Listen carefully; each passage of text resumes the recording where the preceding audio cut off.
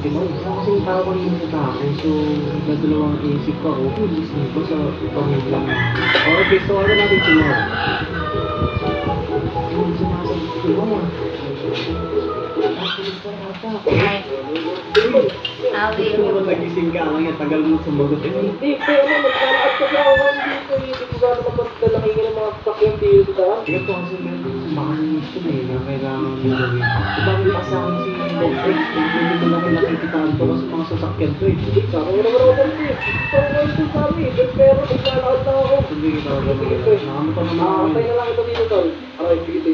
Sige. Alright guys, so nasa Bilkien doon si Mountain. Kahit doon natin naman kasi kabisado na rin natin yung mga pasikot-sikot dito.